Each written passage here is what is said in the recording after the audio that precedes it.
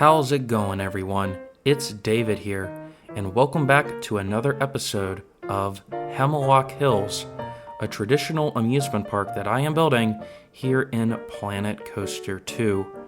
In the last episode, began by placing the park's first rides, including a grand carousel, Dodge and bumper cars, a Ferris wheel, and a custom-built switchback railway roller coaster. And we are going to continue onward by adding in more rides and structures here to this park. One thing I wanted to add was a sky ride that went from one end of the main midway to the other. Think along the lines of like Lagoon in Utah or Waldameer in Pennsylvania.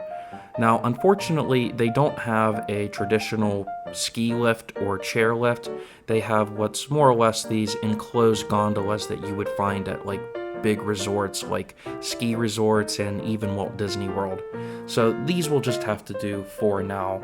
And my plan is to have one station on the east side of the midway and another station on the west side of the midway. Just to act as transport, but also to give a little bit of a kinetic flair as you are walking along the midway. Once I have both stations placed and I have it somewhat symmetrical, I'm going to add two identical stations. Nothing too fancy, but want to give it more or less like a brown rustic lodge look to it. And of course having some signs along the side that say what the ride is, and I'm just not going to give it a fancy title. I'm just going to simply call it Sky Ride. And it is simple, but I think it turned out quite nice.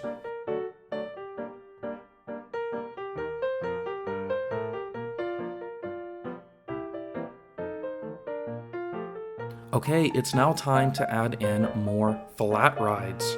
The next one I'm going to do here on the east side of the midway is a Zier flying carpet ride.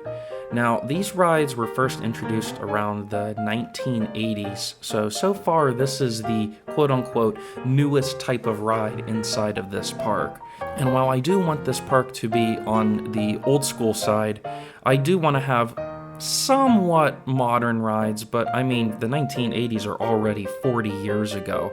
So I'm going to be having some rides pretty much up to around this time period. At least as of this moment, I'm not planning on adding super modern rides, maybe eventually later down the road. But for now, one reason why I want to add a flying carpet is that this was one of my favorite rides at my home park, Kennywood, growing up. And I also love riding these rides at any park that still have them, which are actually becoming more rare nowadays.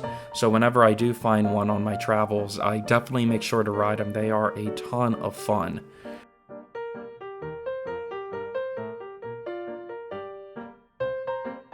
Okay, time for yet another flat ride.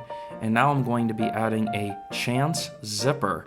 These were introduced around the 1960s, so this does fall in line with what I'm building. Now, these rides are more common in carnivals, but they do find themselves inside of permanent amusement parks. And I do very much like the look of zippers, especially as they are in motion, spinning around and watching guests flip upside down. And they usually have really flashy light packages. And this, I think, will look nice here on the main midway.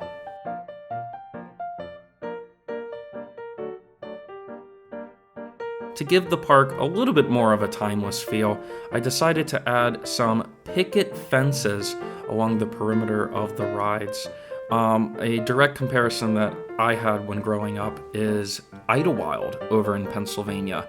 In the old Idlewild section of the park, a lot of their rides are surrounded by these old white picket fences, and I definitely wanted to emulate that here.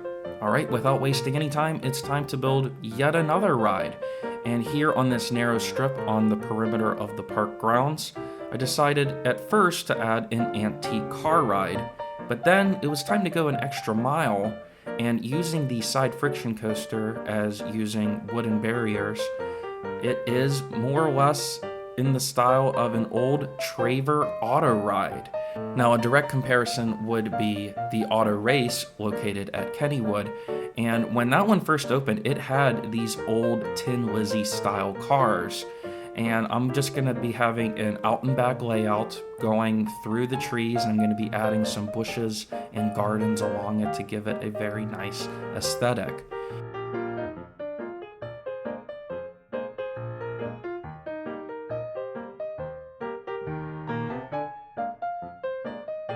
I noticed I had a little indentation on the layout of my auto ride between the trolley tracks and decided to add a flower plot that spelled out the name of the park, Hemlock Hills.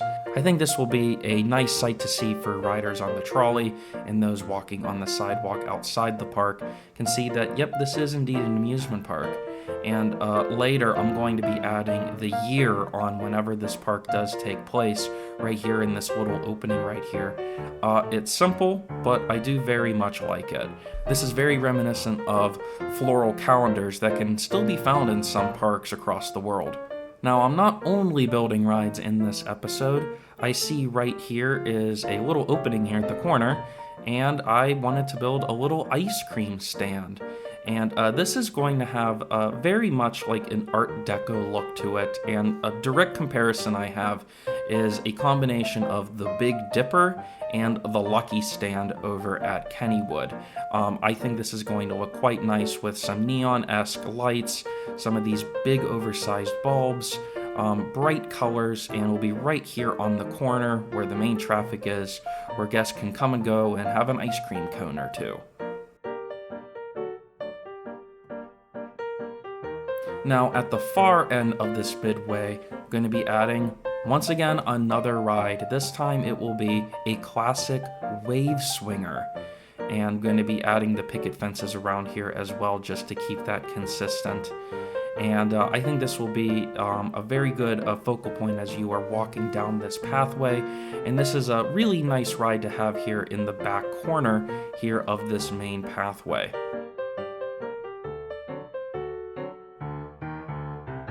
Once again, have this little opening here, and I wanted to fill it in, and I'm going to add yet another food stand. Surprisingly, here in Planet Coaster 2, they do not have a French fry stand yet, as I wanted to build a potato patch-esque food stand, similar to the one at Kennywood. But surprisingly, they don't, so I just made do, and this time I'm having General Soda and a hot dog stand.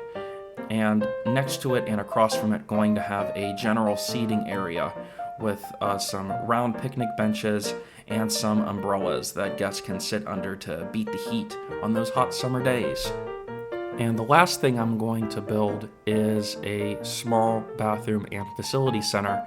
I'm actually copying the one that I already built at the front gate, making it a little smaller and adding it here at the end over by the entrance to the flying carpet, just so that it's not a dead end with only the entrance to a ride.